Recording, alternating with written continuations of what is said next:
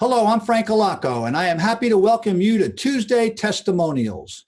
Each week, we host a wide variety of our Don's family, from athletes, coaches, administrators, faculty members, and fans, all who share a common thread, a love for the University of San Francisco.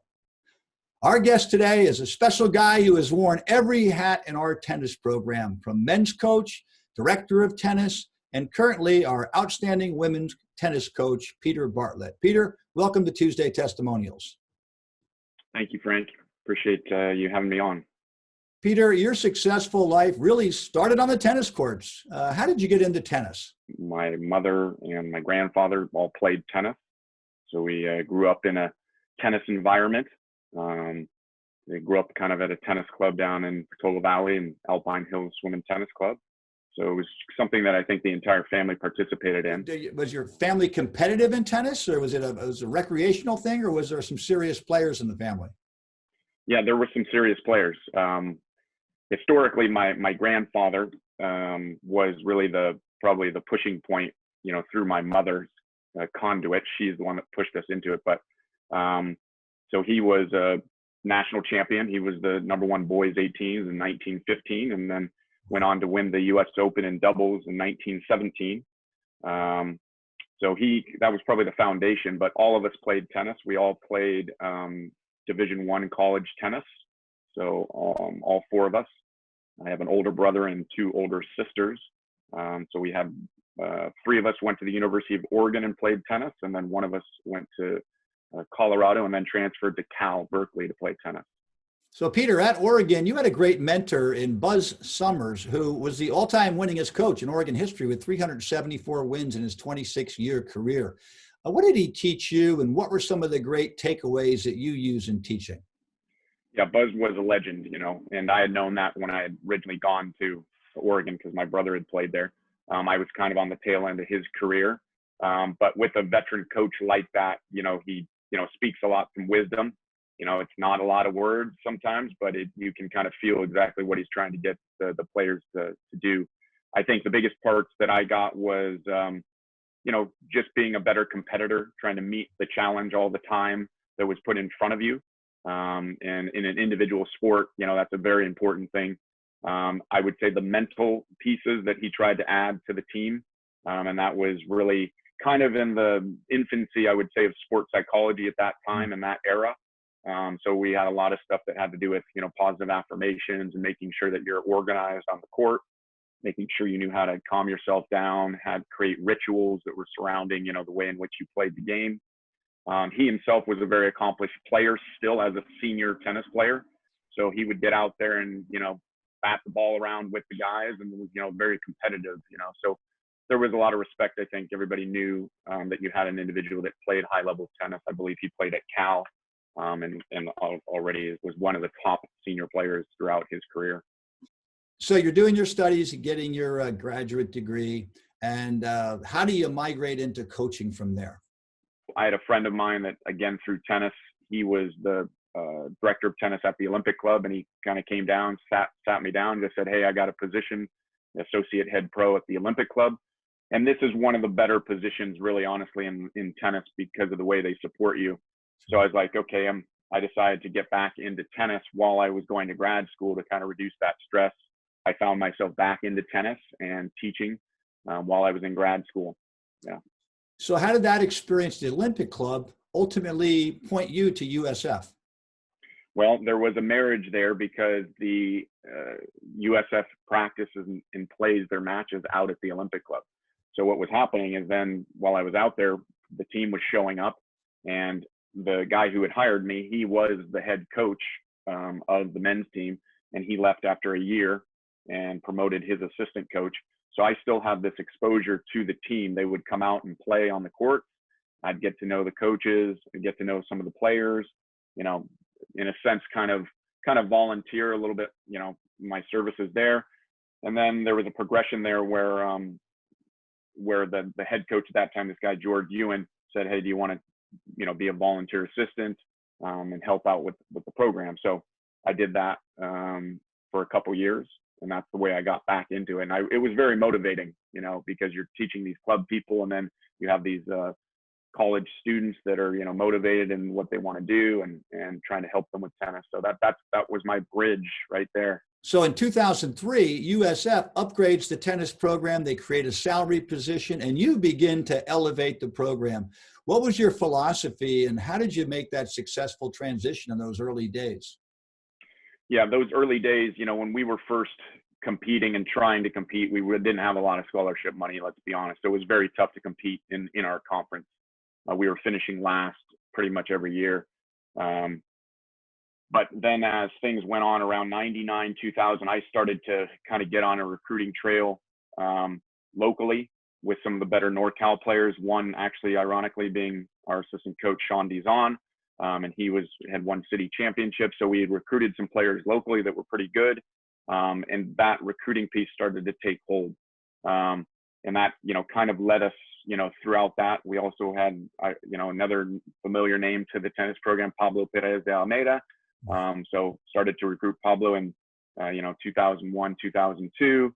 And that's kind of propelled us into those years. And, 2003 is when they, kind of, the decision had to be made of whether I was going to stay at Olympic or go to USF. And that, unfortunately, USF was willing to, upgrade these programs and bring me over. But we were still challenged financially from a scholarship perspective in that 2003 year, but we had a third place finish that year, which was really special. Let's talk a little bit about success and some of those highlights. We had some infamous guys, like Pablo was a number 1 ranked junior when I recruited him. We had Tommy too. We had Ty too. These were all number 1 ranked juniors. And for us to get the number 1 ranked junior locally was a big deal from a recruiting side. Back then, we capitalized on that when they were at the university with those guys being very successful. So, we were hunting for national rankings at this time and really trying that. So, yeah, we became a little more successful reputation-wise within the region and national rankings because all those guys I just mentioned became nationally ranked players. Well, in addition to 4 nationally ranked singles and doubles players, you're also WCC Coach of the Year, which in this conference is pretty significant. It's one of the best tennis leagues in the country. I know the program's always evolving. What was the next step? You've got the funding and you've got the women's program and the men's program. What was the next step to unifying the tennis programs? I began to kind of move away from a traditional coaching, just started to mentor Pablo, my assistant at that time. And we also had a longtime coach in Hillary Summers. So we kind of came up with this way of, in a sense, unifying the staff. I oversaw both of those programs as accountable coach and recruiter and created standards.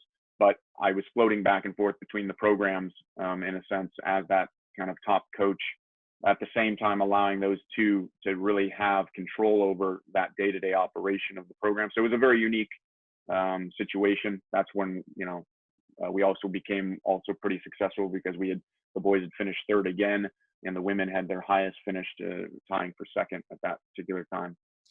The USF Dons basketball team in the 50s visited Alcatraz prison and became the hometown heroes to those on the island. I know that you've had your teams do a similar outreach. Tell us about the history of that endeavor. It really started with my assistant coach at the time, Pablo Perez de Almeida. He had a connection.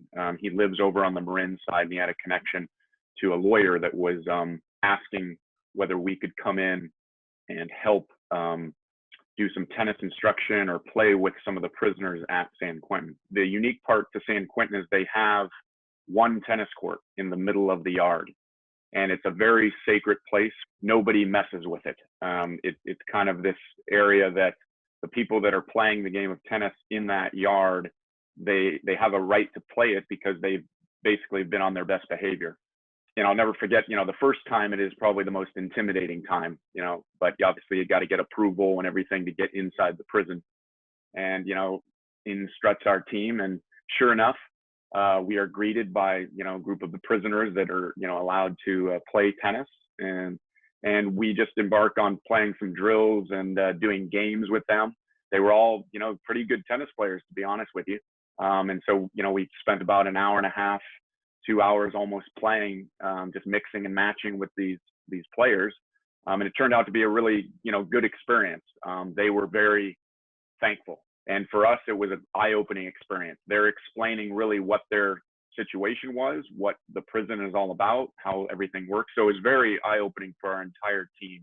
In the past few months, you've had the challenge, like everyone else around the country, of dealing with COVID-19.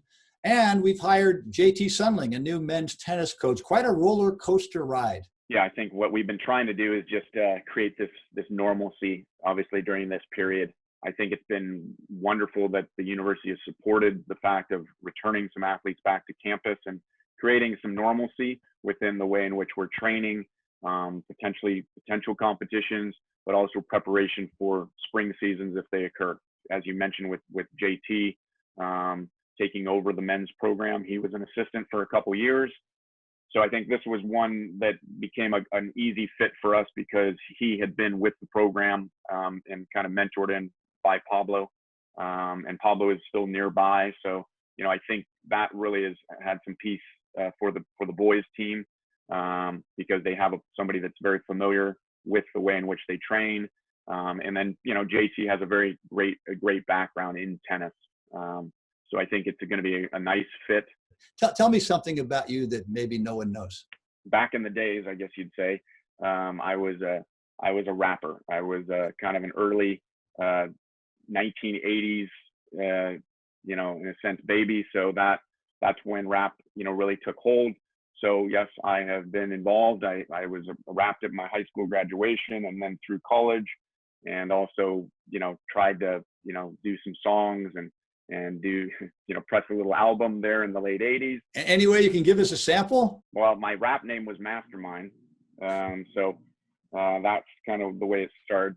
Let's see. Mastermind devising a brainstorm, rising, realizing this is a rainstorm. Cold though it may seem warm from the inner thought projected out to me. See, figure I'm just a trigger that it's a bigger, better things that are clever destiny. Fate, you are your own tetherball hall. Life is one long haul. Ups and downs, ladders to climb, reach inside. You will find you are the best. You're acing your own test. The rest really is irrelevant. Sent away. This is the bulk of it. The tools are in your head. The meaning of mastermind, you have been fed. You're the longest tenured coach at USF. You've had countless opportunities to leave, but you stayed. In conclusion of this Tuesday testimonial, I ask you one simple question. Why are you still here? It goes back a little bit of like what we were saying. We have an institution with a ethical foundation, with a way of leading. So I think from the institutional side, I have an institution that I really enjoy being at that speaks to my philosophies. I think obviously outside of that, then the city of San Francisco, the area which we live, I really enjoy being here. I also feel somewhere inside that, and again, I don't know if it's just the way that I get motivated, but it's this kind of sense of unfinished business. I feel like every year we can just get better and better. And obviously the university has jumped in on those points to either increase funding or try to make sure that there's a vision in front of us. So I think that part still, keeps me going, so I feel like that's, it's kind of got a hold of me that way. Well, I want to thank you for your time and for the difference you've made as the foundational rock of our athletic department and a beloved mentor of our student athletes. Coach Peter Bartlett, you've done it all. An accomplished athlete, respected coach, rapper, and committed community leader who continues to change the world from here. Thank you, Coach Peter Bartlett.